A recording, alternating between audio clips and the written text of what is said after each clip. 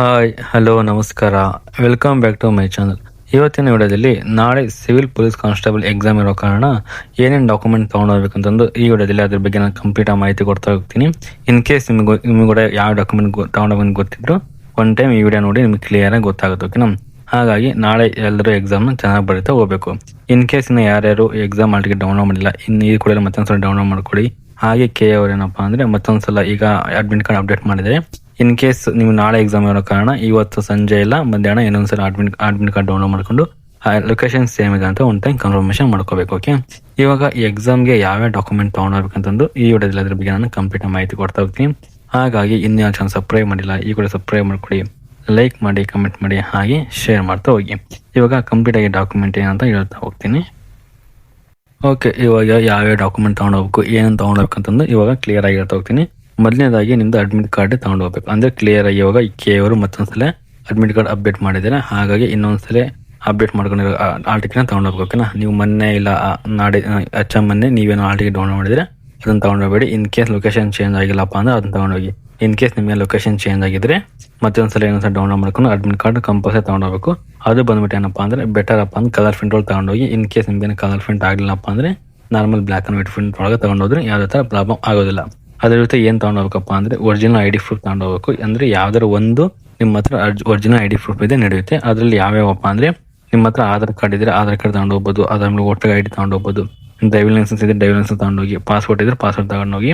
ಇವೆಲ್ಲ ಯಾವ್ದಾರು ಒಂದು ಐ ಡಿ ಪ್ರೂಫ್ ತೊಗೊಂಡು ಹೋಗ್ತಿರಲ್ವಾ, ಅದರಲ್ಲಿ ನಿಮಗೆ name, date of birth match ಆಗಬೇಕು. ಅಂದರೆ ಅಡ್ಮಿಟ್ ಕಾರ್ಡ್ ನಿಮ್ಮ ನೇಮ್ ಯಾವ ಥರ ಇದೆ, ಅಡ್ಮಿಟ್ ಕಾರ್ಡ್ ಯಾವ ಥರ ನಿಮ್ಮ ಡೇಟ್ ಆಫ್ ಬರ್ತ್ ಇದೆ, ಅದೇ ಥರ ಇಲ್ಲಿ ಐ ಡಿ ಪ್ರೂಫ್ ಇರುವಂಥ ಡಾಕ್ಯುಮೆಂಟಲ್ಲಿ ಸೇಮ್ ನೇಮು ಮತ್ತು same date of birth match ಆಗುವಂಥ ಡಾಕ್ಯುಮೆಂಟ್ ತೊಗೊಂಡೋಗ್ಬೇಕು. ಇನ್ ಕೇಸ್ ಏನಾದರೂ ಐ ಡಿ ಪ್ರೂಫ್ ಒಳಗೆ ಏನಾದರೂ ನೇಮ್ ಮತ್ತು ಡೇಟ್ ಆಫ್ ಬರ್ತ್ ಏನೋ ಮಿಸ್ ಮ್ಯಾಚ್ ಇದ್ದರೆ ನಿಮ್ಮದು ಏನಪ್ಪ ಅಲೋ ಮಾಡೋದಿಲ್ಲ. ಹಾಗಾಗಿ ಯಾವ ಥರ ಅಡ್ಮಿಟ್ ಕಾರ್ಡಲ್ಲಿ ಯಾವ ಥರ ನೇಮ್ ಮತ್ತು ಡೇಟ್ ಆಫ್ ಬರ್ತ್ ಇದೆ ಅದೇ ಥರ ಒಂದು ಐ ಡಿ ಪ್ರೂಫ್ನ ತಗೊಂಡೋದ್ರೆ ಬೆಟರ್ ಅನ್ಸುತ್ತೆ. ಓಕೆನಾ? ಇದು ಒಂದು ನಿಮ್ಮ ತಲೆಯಲ್ಲಿ ಇರಬೇಕು. ಅದಾದ್ಮೇಲೆ ಏನಪ್ಪ ಅಂದರೆ ನೆಕ್ಸ್ಟು 44 ಸೈಜ್ ಅಂದ್ರೆ ಪಾಸ್ಪೋರ್ಟ್ ಸೈಜ್ ಫೋಟೋ ತೊಗೊಂಡೋಗ್ಬೇಕು. ಒಂದು ಆಲ್ಮೋಸ್ಟ್ 2 ಇಲ್ಲ 3 ತೊಗೊಂಡಿದ್ವಿ. ಜಸ್ಟ್ ಅವ್ರಿಗೆ ಕೇಳಿದ್ರೆ ಒಂದು ಕೇಳ್ತಾರೆ, ಇಲ್ಲಾಂದ್ರೆ ಆಲ್ಮೋಸ್ಟ್ ಕೇಳೋದಿಲ್ಲ. ನಿಮ್ಮ ಬೆಟರ್ ಏನಪ್ಪ ಅಂದರೆ ನಿಮ್ಮ ಸೇಫ್ಟಿಗೋಸ್ಕರ ಇತ್ತೀಚೆಗೆ ಅಂದರೆ ಇವಾಗ ರೀಸೆಂಟಾಗಿ 2 ಮಂತ್ಸ್ 3 ಮಂತ್ಸ್ ಬ್ಯಾಕ್ ಇರುವಂಥ ಒಂದು ಪಾಸ್ಪೋರ್ಟ್ ಸೈಜ್ ಫೋಟೋ ತೊಗೊಂಡೋದ್ರೆ ಬೆಟರ್ ಅನ್ಸೋದಕ್ಕೆ. ಅದೊಂದು ಏನಪ್ಪ ಅಂದರೆ ತಗೊಂಡೋಗಿ, ಅಂದರೆ ನೀವು ಲೈವ್ ಫೋಟೋ ತೊಗೊಂಡಿರ್ತೀರಲ್ವ, ಹಾಗಾಗಿ ವೆರಿಫಿಕೇಷನ್ಗೋಸ್ಕರ ಇವಾಗ ಇತ್ತೀಚೆಗೆ ಇರುವಂಥ ಒಂದು ಪಾಸ್ಪೋರ್ಟ್ ಸೈಜ್ ಫೋಟೋ ತೊಗೊಂಡೋದ್ರೆ ನಡೆಯುತ್ತೆ. ಅದಾದ್ಮೇಲೆ ನೆಕ್ಸ್ಟ್ ನಿಮ್ಮದು ಬ್ಲೂ ಪೆನ್ ಆಗಲಿ ಬ್ಲ್ಯಾಕ್ ಪೆನ್ ಅದು ಯಾವ್ದಾರು ಒಂದು ಪೆನ್ ತೊಗೊಂಡೋದ್ರೆ ನಡೆಯುತ್ತೆ. ಅಂದರೆ OMR ಒಳಗೆ ನೀವು ಬಬಲ್ ಮಾಡಬೇಕಲ್ಲ, ಅಂದರೆ ಬೆಟರ್ ಅಪ್ಪ ಅಂದರೆ ಬ್ಲೂ ಪೆನ್ ತೊಗೊಂಡೋಗ್ಬೇಕು. ಬ್ಲೂ ಪೆನ್ ತೊಗೊಂಡೋದ್ರೆ ಸ್ವಲ್ಪ ಬೆಟರ್ ಅನ್ಸುತ್ತೆ. ಇನ್ ಕೇಸ್ ಆಲ್ಮೋಸ್ಟ್ ಎಲ್ಲರೂ ಬ್ಲ್ಯಾಕ್ ಪೆನ್ ತೊಗೊಂಡೋಗ್ತಾರೆ, ಹಾಗಾಗಿ ನಿಮಗೆ ಬ್ಲ್ಯಾಕ್ ಪೆನ್ ಅಂದರೆ ಬ್ಲ್ಯಾಕ್ ಪೆನ್ ತೊಗೊಂಡೋದ್ರಿ, ಬ್ಲೂ ಪೆನ್ ಆದರೆ ಬ್ಲೂ ಪೆನ್ ತೊಗೊಂಡೋದ್ರಿ, ಯಾವುದೇ ಥರ ವರಿ ಮಾಡೋ ಅವಶ್ಯಕತೆ ಇಲ್ಲ. ಇದಿಷ್ಟು ಇವೆಲ್ಲ ಡಾಕ್ಯುಮೆಂಟ್ ತೊಗೊಂಡೋಗ್ಬೇಕು. ಅದಾದಮೇಲೆ ನೀವು ತಗೊಂಡು ಏನೋ ಪರೀಕ್ಷೆ ಹೋಗೋ ಮುಂಚೆ ಏನೇನು ಡಾಕ್ಯುಮೆಂಟ್ ತಂದು ಒಂದ್ಸಲ ಕ್ರಾಸ್ ವೆರಿಫಿಕೇಶನ್ ಮಾಡ್ಕೊಳ್ಳಿ. ಏನಪ್ಪ ನಿಮ್ಮ ಹತ್ರ ಆಲ್ ಟಿಕೆಟ್ ಅಂದರೆ ಕಂಪಲ್ಸರಿ ಆಲ್ ಟಿಕೆಟ್ ಇದೆ ಅನ್ನೋ ನೋಡ್ಕೊಳ್ಳಿ.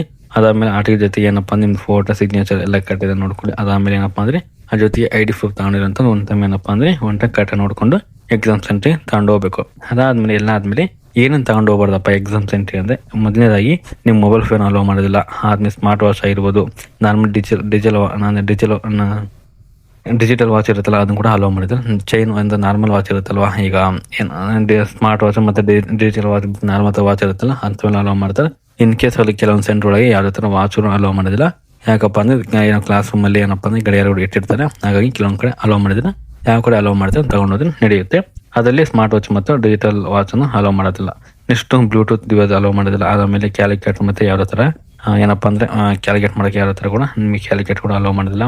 ಅದಾದಮೇಲೆ ನೋಟ್ಸ್ ಆಗಲಿ ಪುಸ್ತಕ ನಿಮಗೆ ಗೊತ್ತಿರುತ್ತೆ ಅಲೋ ಮಾಡೋದಿಲ್ಲ ಅಂತಂದ್ರೆ. ಅದಾದಮೇಲೆ ಎಲೆಕ್ಟ್ರಾನಿಕ್ ಡಿವೈಸ್ ಆಗಿರ್ಬೋದು, ಆಮೇಲೆ ಏನು ಬೆಲೆ ಬಾಳುವಂಥ ಆಭರಣಗಳು ಅಂದರೆ ನಿಮಗೆ ಕತ್ತಲ್ಲಿ ಚೈನ್ ಹಾಕೊಂಡಿರ್ತೀರ, ಅದಾದಮೇಲೆ ಕೈಯಲ್ಲಿ ಉಂಗುರ ಹಾಕೊಂಡಿರ್ತೀರ, ಅದಾದಮೇಲೆ ಏನಪ್ಪ ಅಂದರೆ ಹುಡ್ದಾರ ಇದು ನಡೀತೈತೆ. ಅದಾದಮೇಲೆ ಆಮೇಲೆ ಹೆಣ್ಮಕ್ಳಿಗೆ ತಾಳಿ ಓಕೆ, ಆಮೇಲೆ ಕಾಲುಂಗುರ ಅಲೋ ಮಾಡ್ತಾರೆ.